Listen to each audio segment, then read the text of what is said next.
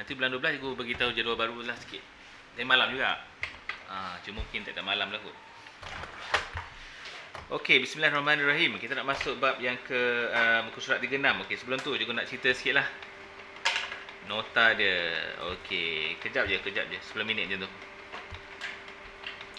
Okey, ni notanya punya kimia dalam perubatan. Okey, kimia dalam perubatan. Bab ni dulu pun dah ada, cuma sekarang ni dia tambah-tambah lah sikit. Okey, kita ada yang pertama iaitu perubatan tradisional. Apa baik dan buruk tradisional? Lambat sembuh, betul. Satu lagi? Baik dia murah. Murah, betul. Baiknya murah. Lagi, buruk dia?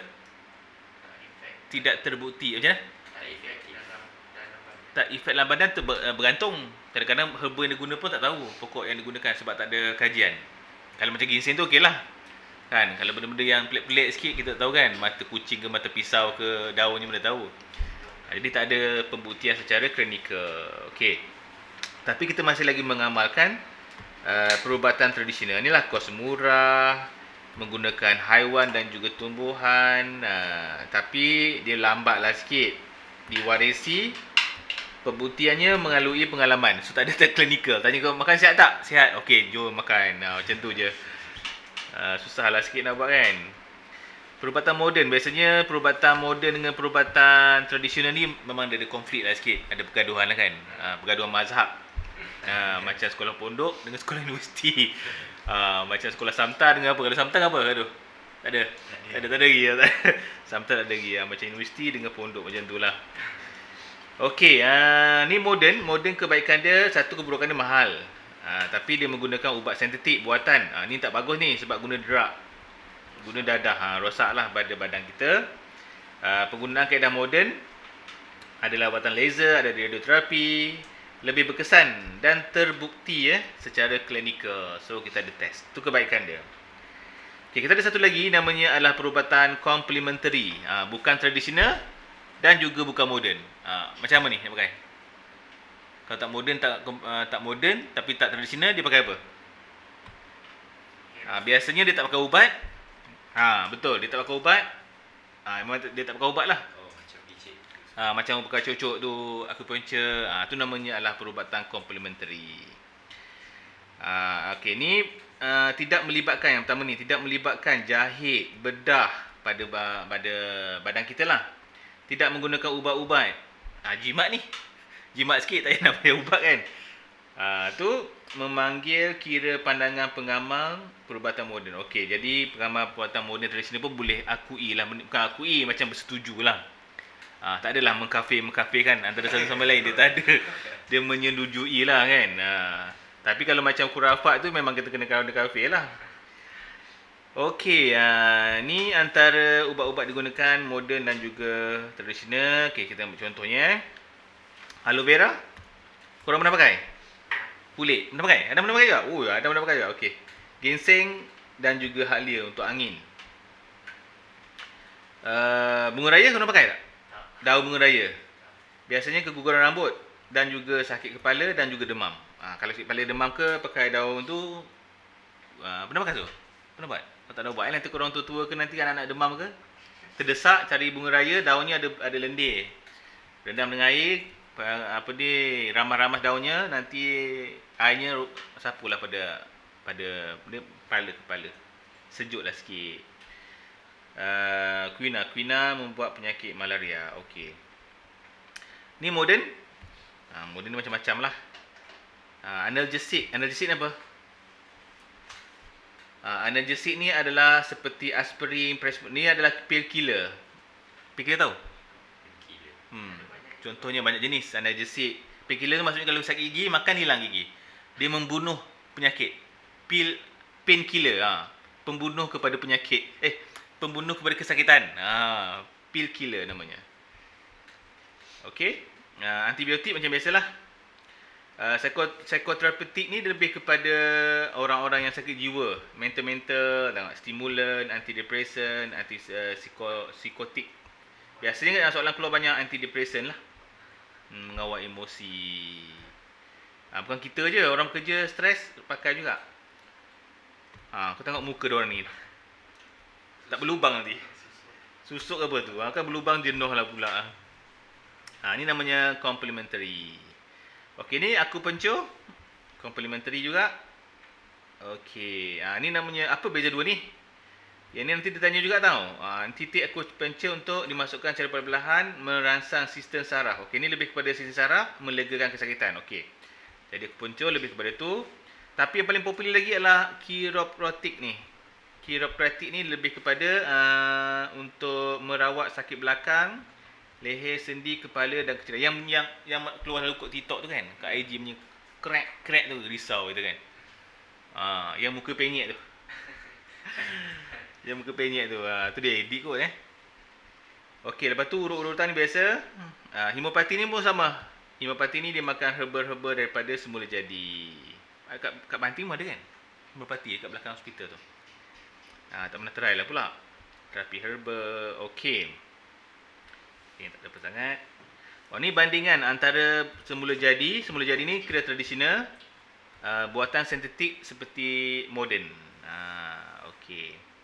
Biasanya kita buat daripada vitamin C lah kalau moden ni. Okey. Kalau ni buah-buahan je secara semula jadi. Yang ni klinikal, yang ni kepercayaan berdasarkan pengalaman. So ada baik dan buruk dia. Kalau korang ambil apa? Okay, korang dah besar-besar dah moden-moden sekarang fikir dah moden sikit lah. Nanti anak orang korang malam-malam nangis saya dibomo juga. tak baca sendiri je. Tak ada jangan terpengaruh jumpa bomo pula dah. Okey, kesan penyalahgunaan dadah ubat-ubatan menyebabkan kematian kalau ambil dos yang berlebihan. Sama ada tradisional ataupun moden sama saja. Okey, apa itu bahan radikal? Bahan radikal ni baru dalam silibus korang ni, agak baru bahan radikal. Okey, radikal bebas ni ada dua. Satu terjadi dalam dalaman kita dan satu lagi adalah terjadi daripada luaran. Dia adalah radikal bebas adalah atom ataupun molekul yang kekurangan satu elektron. Jadi dia macam tak stabil lah, dikurang satu elektron. Okey, macam mana dia berlaku? Ada dua sebab. Okey. Ni penyakit-penyakit ni banyak ni, sakit buah, sakit pinggang, sakit hati dan sebagainya, sakit jantung. Kan? Okey. So, yang pertama adalah disebabkan oleh faktor dalaman, iaitu dalaman kita ni yang proses ni adalah mitokondria dan juga kita punya darah putih yang menghasilkan bahan radikal. Badan kita yang buat sendiri. Adalah sebab-sebab dia tu kan, adalah sebab dia kenapa dia menghasilkan bahan radikal. Bekam tu rawatan, bekam tu kira tradisional. Sebab dia toreh-toreh. Kalau bekam angin tu complementary, betul. Tapi kalau yang biasa yang darah tu dia cocok kan, keluar. Aku tak pastilah, mungkin ada complementary ataupun ada kepada tradisional. Kalau yang angin tu ada juga, bekam angin tak ada. Dia tak cocok lah, dia tak keluar darah. Dia letak je, dia biar yang angin keluar. Complementary. Okey, so bekam pun ada isu jugalah, ada isu dari segi perubatan moden dan juga isu daripada tradisional. Ada yang percaya, ada percayalah. Ada mazhab yang tak percaya ya. Jadi kalau siapa-siapa yang suka pada bekam tu janganlah marah kalau ada yang kawan-kawan tak percaya. Memang ada macam tu. Memang ada orang yang macam tu. Jadi kena terimalah yang tak percaya tu. Dia adalah dalil-dalil dia kan. Kita ada dalil kita. Dalil dia apa? Dalil kata makin bekas tak cuci ke, takut bekas tak cuci. Lepas tu tempat luka tu nanti masuk mikroorganism. Kita belajar sains kot. Dalil kita kukuh lah sikit. Contohnya macam tu. Lepas tu turun unfriend. Left group. Left group je. Gaduh kat group Okey, ni luaran. Luaran ni disebabkan oleh pencemaran udara. Matahari bahaya. Nanti kalau korang bagus pakai lengan panjang lah tengah hari. Atau bawa payung. Bahan radioaktif dan juga rokok boleh menyebabkan bahan radikal dan merosakkan DNA kita. DNA. So bahayalah ya. Okey, bahan antioksidan. Antioksidan ni bagus untuk awet muda. Siapa-siapa nak awet muda, korang kena cari antioksidan. Dia menghentikan proses pengoksidaan, menghentikan proses penuaan. Dia sebenarnya bukan penuaan, dia menghentikan proses berlakunya penuaan pada sel tu.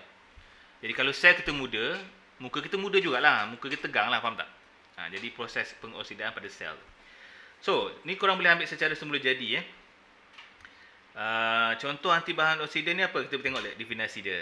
Antioksidan ni adalah sebatian kimia diperlukan oleh badan kita untuk melambatkan, menghentikan proses pengoksidaan. menghentikan proses penuaan ataupun kerosakan kepada sel. Sel kita tegang je lah. Jadi muda remaja je lah. Tanya umur 80 tahun. Muda remaja. Tak logik lah. Tak jumpa lagi orang macam tu. Okey, ni antara bahan-bahan semula jadi yang korang boleh makan. Jadi macam rabbit lah pula. Korang kena makan beta-carotene. Beta-carotene ni banyak daripada carrot dan juga daripada minyak kelapa sawit. Minyak kelapa sawit tu banyak. Tapi kalau kita goreng banyak kali, dia tak ada jugalah. Okey, lutein pun ada antioksidan daripada bayang-bayang, kobis dan sebagainya. Lycopene daripada betik. Semua ni boleh memberikan antioksidan ya. Tapi paling banyak yang aku tahulah benda-benda yang berwarna purple tu lagi banyak. Contohnya apa warna purple? Makanan. Terung. Sebab tu dulu kena makan ada kulit manggis, jus manggis kan. Sebab manggis tu warna purple. Dalam tu banyak antioksidan. Ya. Dragon fruit. Okey, vitamin E pun sama, kacang-kacang dan sebagainya, antioksidan. Okey. Faktor yang mempengaruhi pengoksidaan yang mana proses pengoksidaan boleh dilihat berlaku contohnya pada buah-buahan dia sendiri. Jadi pengoksidaan ni bukan diri kita saja. Buah-buahan pun mengalami pengoksidaan. Dia terdedah kepada oksigen. Kalau apple cepat jadi kuning kan? Perasan tak? So macam mana nak hilangkan apple tu supaya jangan jadi kuning cepat? Letak air garam. Bukan air garam. Letak garam masin sangat, tabur garam lah. Dia kalau letak air, letak cuka. Cantik. Letak air cuka cantik ataupun tabur garam sikit. Tapi makan tak sedap lah. Kalau nak biar lama-lama dekat dalam meja tu, letak garam sikit. Kan, jadi masin lah sikit. Bila masin, orang makan sikit, kita pun nak makan je. Kan, okey. Produk kesihatan, okey. Ni pun baru juga, produk kesihatan dia lebihkan sikit. Sebab sekarang ni kita banyak pakai kesihatan. Bukan perempuan je pakai, lelaki pun pakai sekarang ni. Adam pakai tak? Ni tak mengaku lah pula. So, ya ke? Orang tak mengaku lah. Aiman pakai tak Aiman? Bahan perubatan, kesihatan. Muka-muka ke, makan makanan ke, suplemen ke. Aizat kot, Aizat? Tak juga? Tak ada? Cuman tak Aiman? Siapa-siapa muka? Tak ada, okey lah, tak apalah. So kat sini kita ada satu benda namanya adalah bahan aktif. Namanya bahan aktif. Bahan aktif ni bahan apa? Bahan aktif ni bahan kita makan, dia akan attack, dia akan terus serang kepada penyakit tu sendiri. Kalau makan, katalah kita ada jerawat, kita makan ubat jerawat, ubat tu memang attack sendiri. Jerawat tu namanya bahan aktif. Faham tak? Tu namanya bahan aktif tu bahan yang kita nak tu terus dapat. Tapi bahayanya dia boleh memberi kesan kepada kita. Fish oil, okey, fish oil bagus untuk lung. Fish oil tu bagus untuk paru. Fish oil, emotion Scott emotion. Scott emotion. Bagus untuk lung kita paru. Ni ada ni, nampak tak? Tulis bahan aktif. Jadi kalau korang beli ubat, biasa tulis bahan aktif. Vitamin C salah satu bahan aktif. Dia adalah untuk awet muda. Tapi beta-carotene lah paling tinggi, cikgu rasa beta-carotene tu. Okey, penggunaan kesihatan dalam pasaran kita. Sekarang ni kita banyak. Korang nampak tak yang ada produk kalau sapu kat kulit terus putih? Pernah tengok tak? Dekat TikTok IG kan? Kenapa terus ada warna putih? Sebab apa? Sebab bila dia pakai ubat tu, ubat tersebut ada banyak mercury.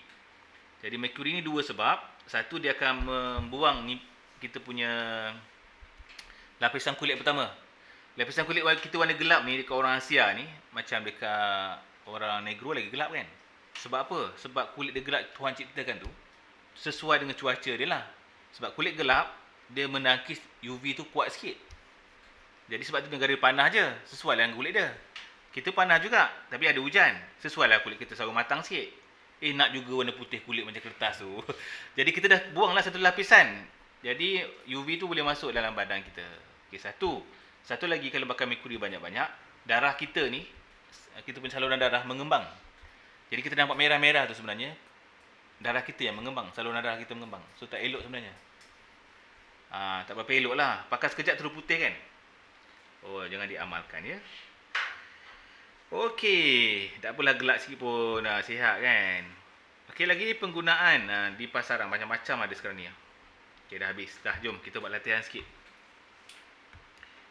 Okey, inilah latihan kita, insya-Allah. Okey, jom.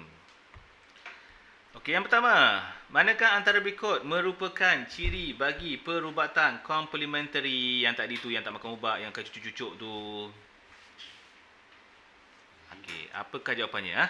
D. Dia tu apa? Tidak menggunakan ubatan mengandungi darah, betul. Dia pakai cucuk-cucuk je lah. Kaedah manakah paling berkesan untuk merawat pesakit sakit pinggang? Tadi cakap. Ha? Homeopati? Tak. Chiropractic. Yang tadi yang bunyi perak-perak tu. Okey, yang bunyi perak-perak kan? Kan sakit pinggang, sakit sendi-sendi. Okey, 3 berikut manakah merupakan faktor dalaman mempengaruhi penghasilan radikal bebas dalam badan manusia? Metabolism. 3 adalah metabolism. Penghasilan metabolism. Metabolism kita bukan dia proses-proses yang tak lengkap menyebabkan berlakunya radikal bebas. Dia akan serang DNA kita, siaran DNA. So, 4 menunjukkan sejenis sayuran yang kaya dengan bahan antioksidan. Okey. So, 4 beta carotene, betul. 5. Bahan aktif. Bahan aktif memberi kesan terhadap penyembuhan penyakit, betul. Dia akan attack terus kepada penyakit tersebut. Okey, ni tengok adalah tradisional menggunakan bunga raya. Jadi sebagai orang Melayu ni kan, kena tahulah sedikit mengenai ubatan tradisional. Contohnya bunga raya. Apa lagi tu? Halia. Apa lagi terlintas? Cengkeh, madu. Ya, ginseng di Malaysia tak ada. Tapi bolehlah nak cari kedai Cina tu banyak jual. Okey, tandakan right. Kat manakah terdapatnya kita buat perubatan tradisional? Pada C, daun ya. Pada daun. Okey, apakah yang dimaksudkan dengan perubatan tradisional? Menggunakan tumbuh-tumbuhan, haiwan dan semula jadi. Betul. Jadi tulislah sikit. Kaedah perubatan menggunakan tumbuh-tumbuhan dan haiwan. Tumbuh-tumbuhan, haiwan dan bahan semula jadi. Bahan semula jadi.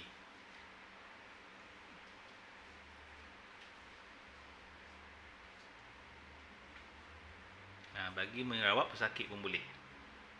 1 markah. Penting ada tumbuhan, haiwan dan juga bahan semula jadi. Okey, next. Nyatakan 2 ciri perubatan tradisional. Nak ciri-cirinya. Yang pertama? Apa? Kos rendah. Boleh juga kos rendah. Okey, boleh. Kos rawatan rendah. Okey, good. Nombor 2? Jangka masa yang lama, betul, untuk sembuh. Mengambil masa yang lama untuk sembuh ataupun berkesan. Betul. Diwarisi, betul, diwarisi. Memang diwarisi. Ataupun diamalkan secara turun-temurun. Dah jadi mak dukun lah pula. Turun-temurun kan. Mak dukun. Okey, dah next. Dah saling. Kita tengok sekejap takut dia tak boleh masuk ke.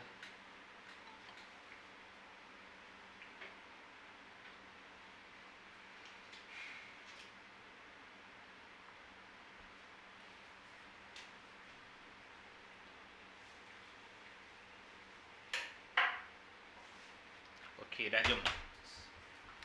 Seterusnya kita masuk lagi nyatakan satu contoh kaedah perubatan moden dan kelebihan dia berbanding perubatan tradisional. Okey, satu contoh moden.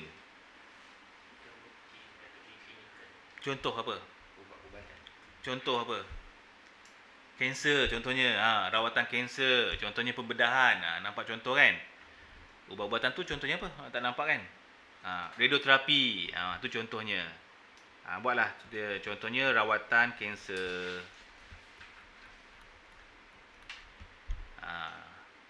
Rawatan kanser. Kanser ni rawatan laser lah kan? Kanser laser lah.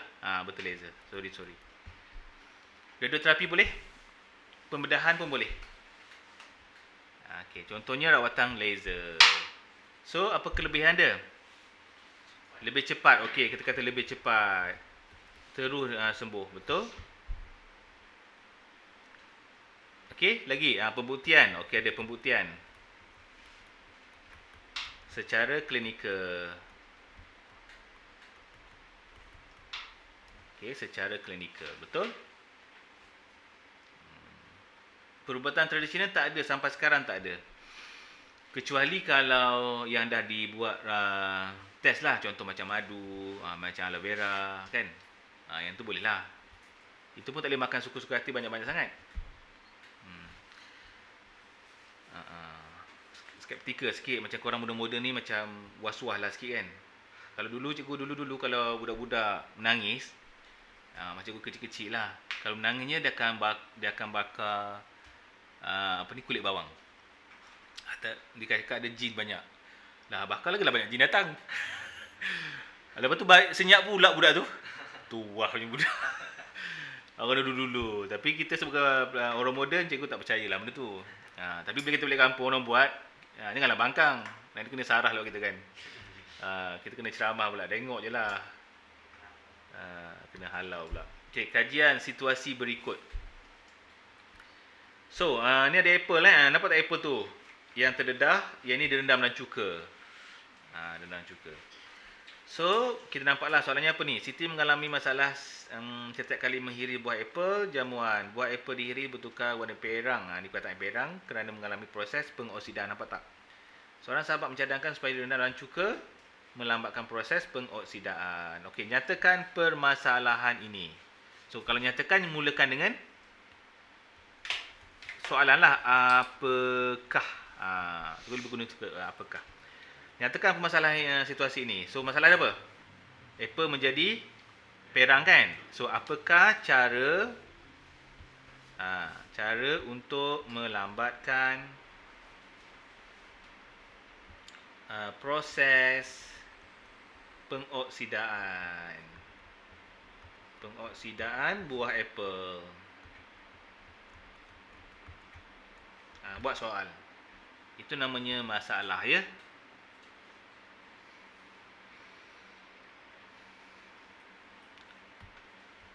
Okey, dah siap? Korang kena cadangkan hipotesis.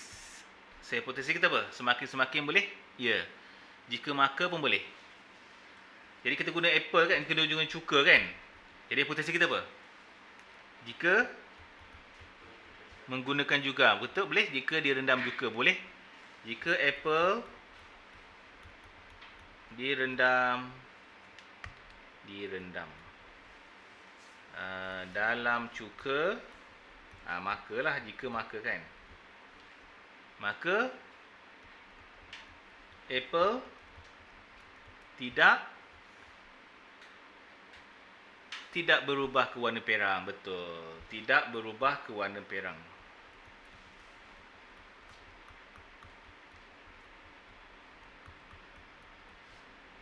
Tidak berubah ke warna perang. Panjanglah pula.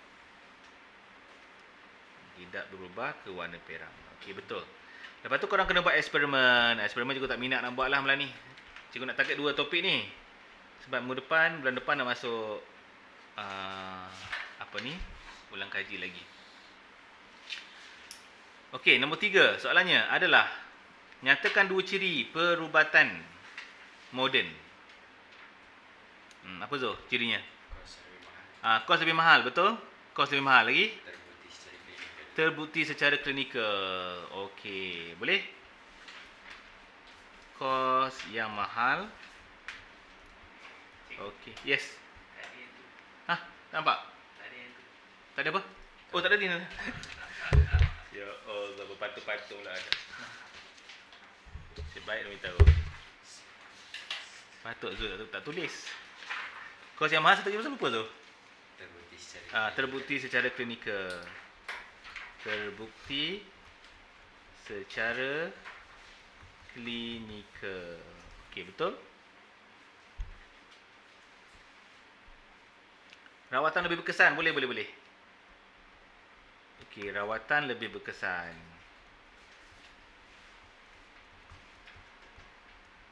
Dia nak 2 je. Korang ambil 2 yang betul lah. Jangan ada salah pun. Ada salah nanti pun tolak markah. Pastikan 2-2 betul. Menggunakan ubat sintetik boleh. Menggunakan ubat sintetik boleh. Menggunakan ubat sintetik. Okey, next. Kaedah rawatan. Namanya complementary. Acupuncture kan. Nyatakan nama kaedah rawatan ini.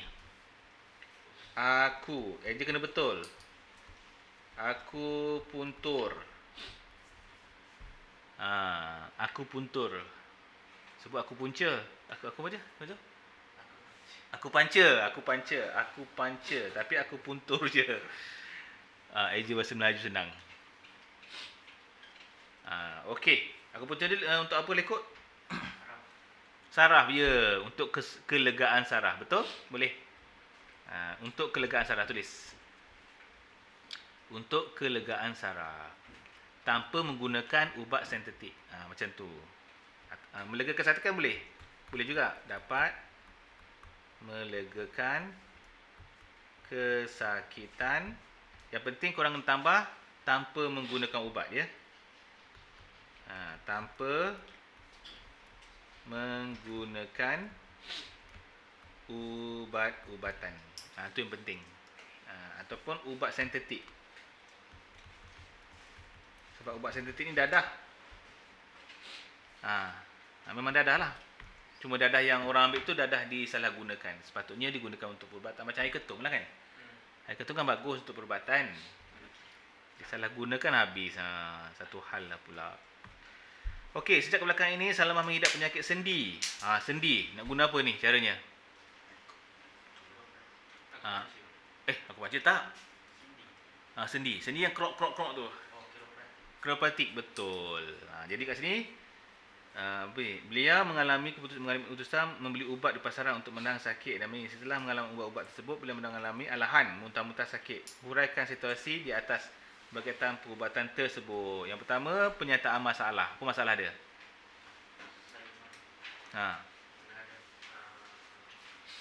Penyataan masalah ni bukan kalau tadi apa?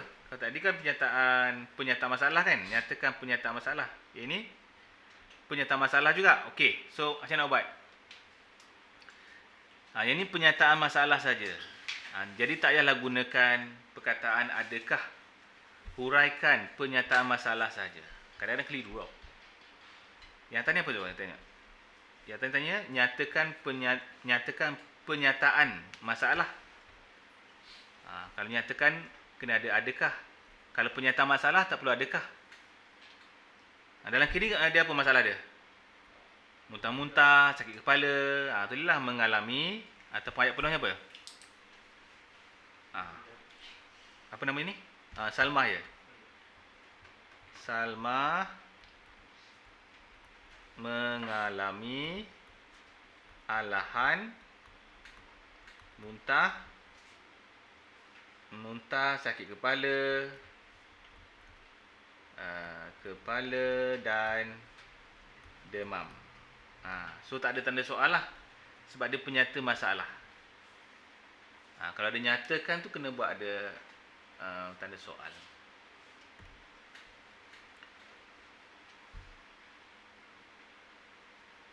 Okey, agak-agaknya kenapa dia muntah-muntah ni? Sedangkan dia makan ubat.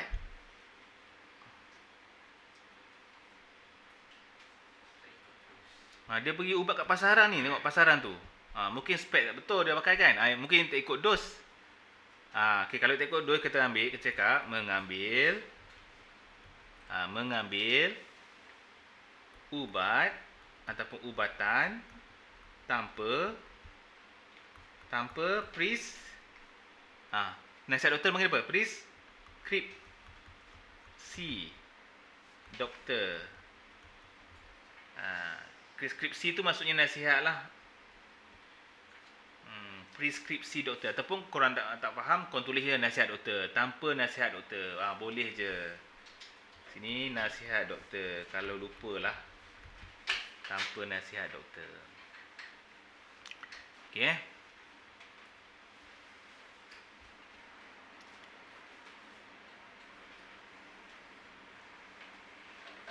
Boleh?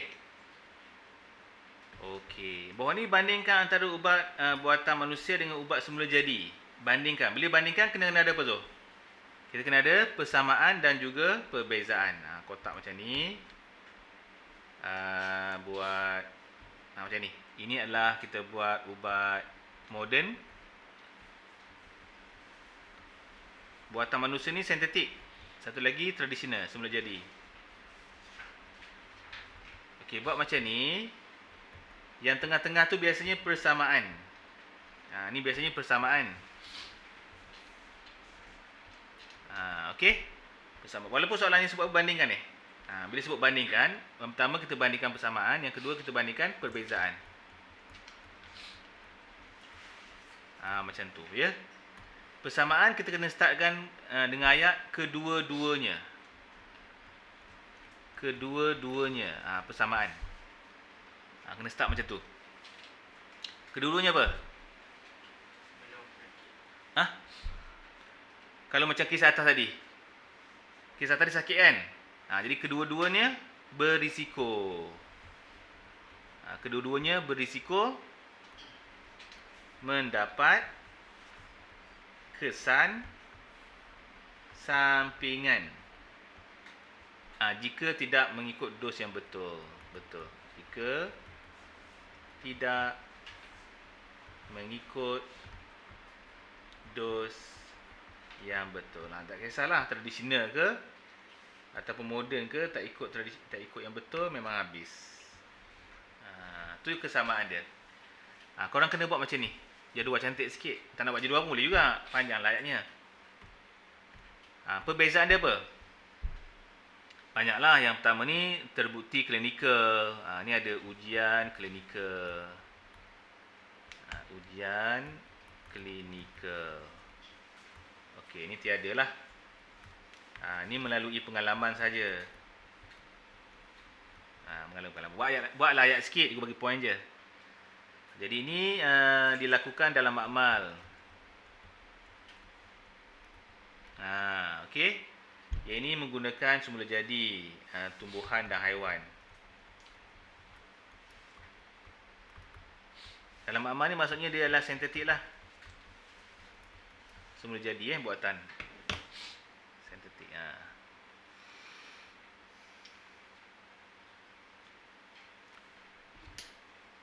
Okey, boleh? Okey. Kita pergi lagi. Tengok. Habis dah? Sini. Sorry. Salah. Okey, kita bincang sikit ni. Kita bincang sikit je. Tak nak tulis pun. Situasi melanda dunia dengan COVID menyebabkan produk kesihatan semakin banyak diperkenalkan. Tu utamanya vitamin C. Vitamin C ni bagus sebenarnya untuk meningkatkan dan juga menjadikan kita lebih bertahan untuk COVID. Pada pendapat anda, wajarkah pengambilan produk kesihatan di pasaran bagi mengekalkan daya keimunan? Okey, wajar ke tak wajar? Kita boleh buat dua-dua lah. Wajar dengan tak wajar. Okey, kalau wajar apa contohnya? Zo, wajar apa contohnya?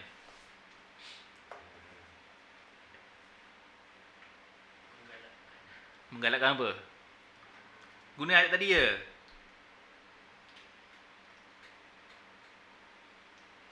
Sudah.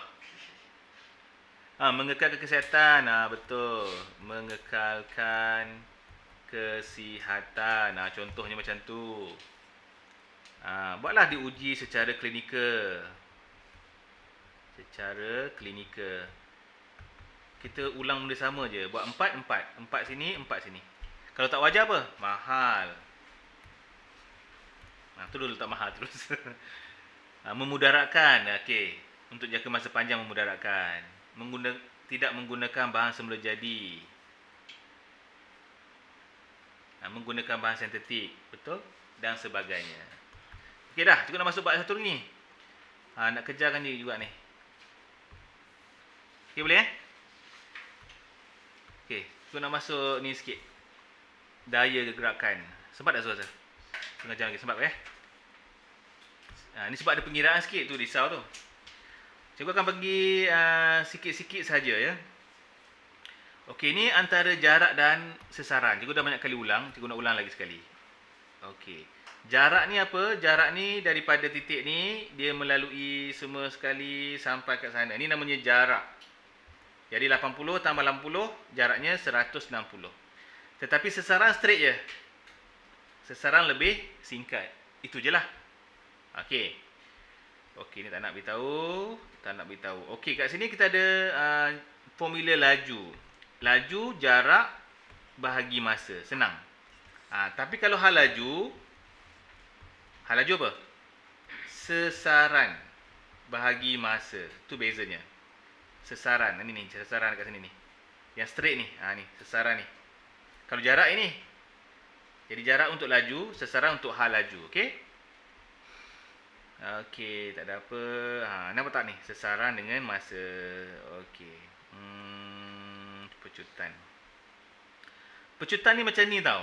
Pecutan, dia kena hal laju bahagi masa.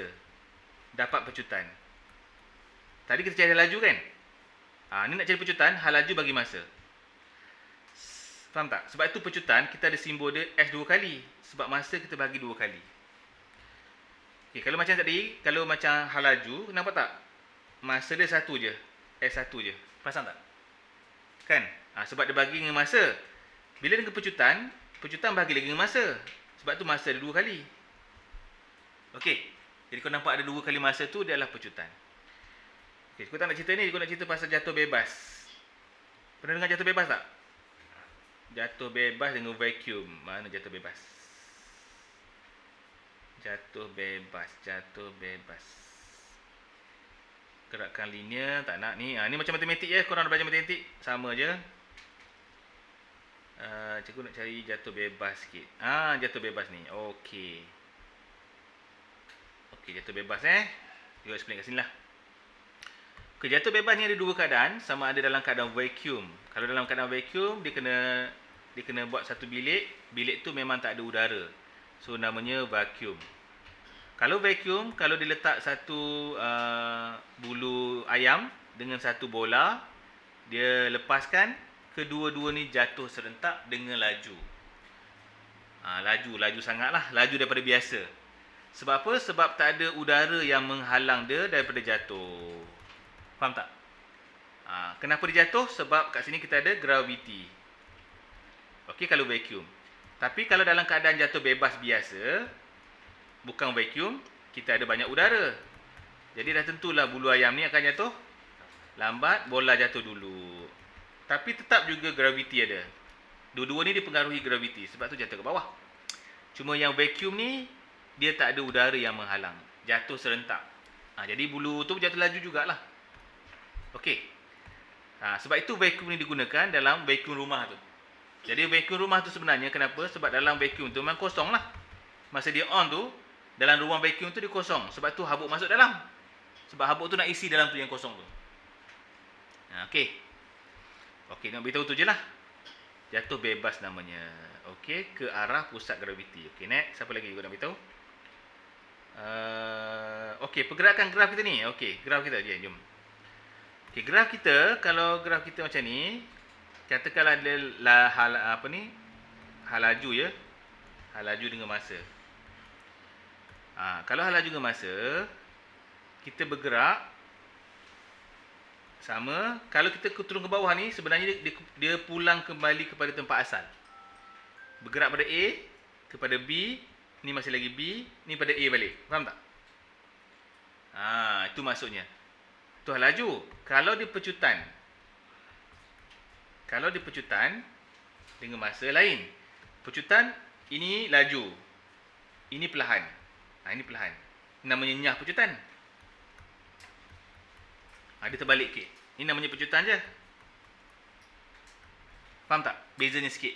Jadi kalau pecutan ni, dia lebih kepada perlahan, laju. Ini kembali kepada tempat asal. Itu sahaja bezanya. Okey.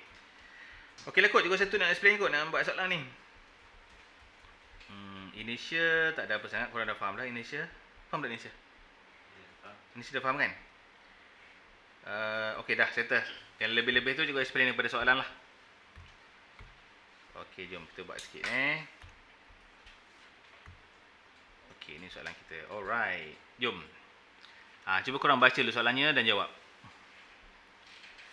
Sebab bola bergerak dengan laju. Dengan laju, hal laju. Nampak tak ada negatif tu? Kalau negatif tu maksudnya dia adalah nyah ni. Bukan dia nyah, dia kembali semula. Sebab dia laju bukannya pecutan. Dia kembali semula kepada tempat asal. So manakah jawapan yang betul? A. Jawapannya A.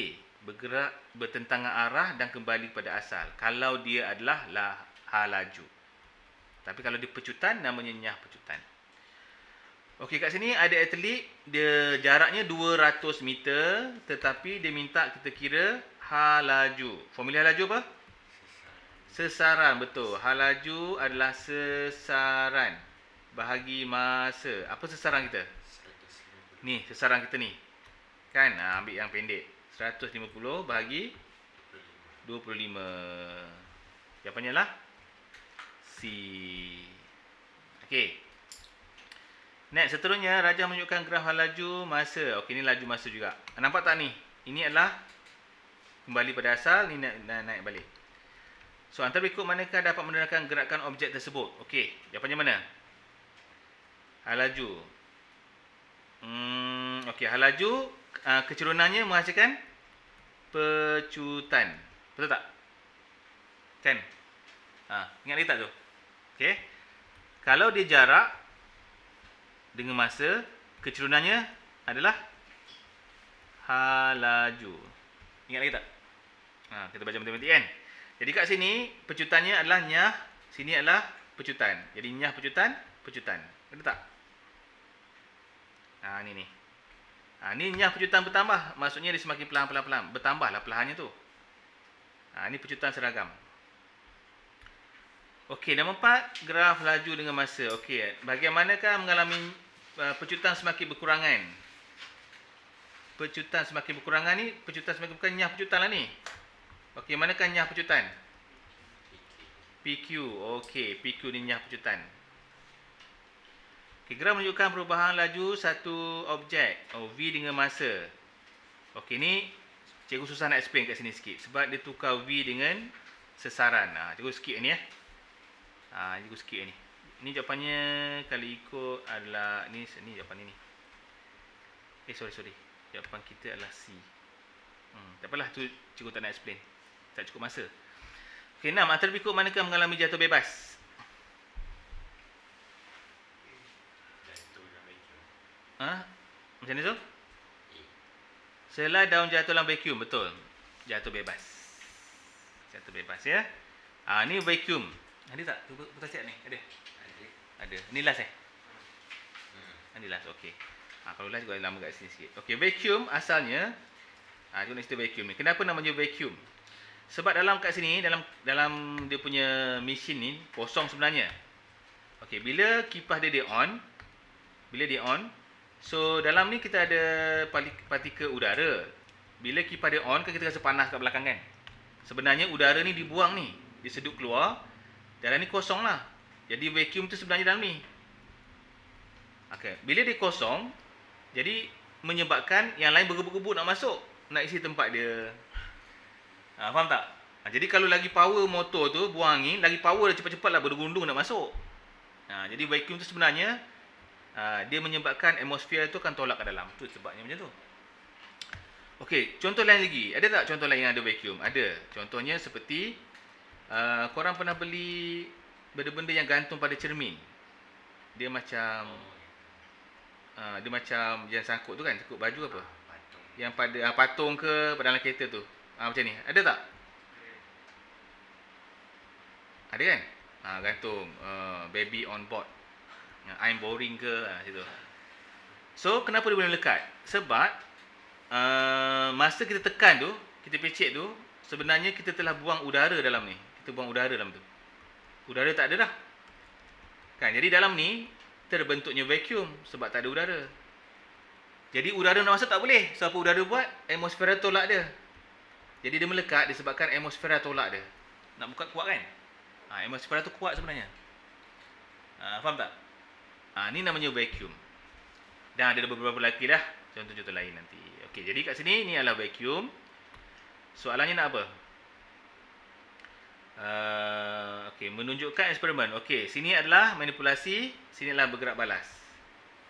Okey, bergerak balas juga kita boleh katakan pemerhatian. Jadi kat sini pemerhatian juga ni. Pemerhatian. Bergerak balas dua, dia pemerhatian pun boleh. Satu lagi dia adalah keputusan ataupun result. Kalau result dia akan jadi bergerak balas. Kalau pemerhatian ni pemerhatian lah. Pemerhatian ni bukan bergerak balas. Kalau bergerak balas ni lebih kepada pemerhatian. Bergerak balas ni lebih kepada result. Tapi kita guna bergerak balas juga untuk pemerhatian. Okey. Jadi kat sini nyatakan satu pemerhatian. Pemerhatian tu kita boleh buat warna, jarum bergerak, jarum terpesong, pemerhatian. Penukaran warna, pemerhatian. Kita tengok ada perubahan gelembung-gelembung udara, pemerhatian. Bacaan, pemerhatian. Jadi pemerhatian tu sesuatu benda yang kita catat ataupun kita tengok dengan mata. Dalam kes ni apa pemerhatian kita? Ada nampak warna-warna tak? Tak nampak. Yang kita catat adalah masa yang dah ambil. Kehadiran? Masa kot. Itu yang diperhatikan pun kan? Jadi kita kata masa yang dah ambil untuk objek itu jatuh bebas. Jadi kita ambil inilah, itulah pemerhatian kita ada pun. Kan ada lain lagi pemerhatian. Kita boleh cakap juga pemerhatian kita adalah cebisan kertas masuk ke dalam tiub silinder. Boleh juga satu pemerhatian. Klik kat sini, cebisan kertas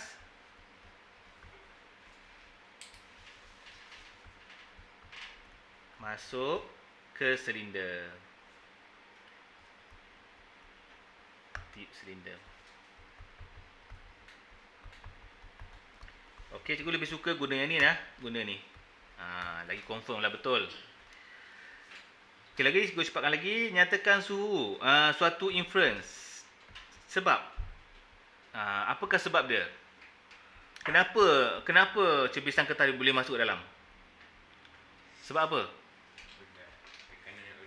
Tekanan udara dalam tu rendah, betul. Tekanan udara rendah. Kita boleh kata tekanan udara dalam bekas vacuum rendah. Okey, tu satu.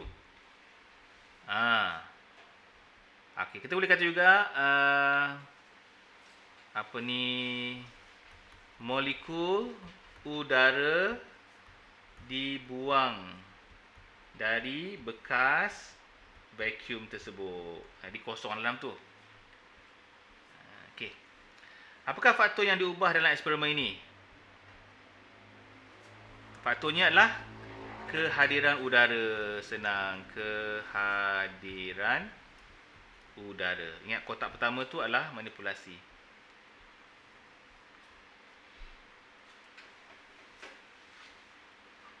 Okey, jatuh bebas. Jatuh bebas adalah satu jasad hanya dipengaruhi oleh daya graviti, betul. Nyatakan definisi secara operasi jatuh bebas. Tulis balik. Jatuh bebas. Okey. Okey, jatuh bebas adalah proses. Boleh? Kita boleh kata proses. Kita boleh kata juga keadaan. Sebab dia special sikit. Keadaan yang menyebabkan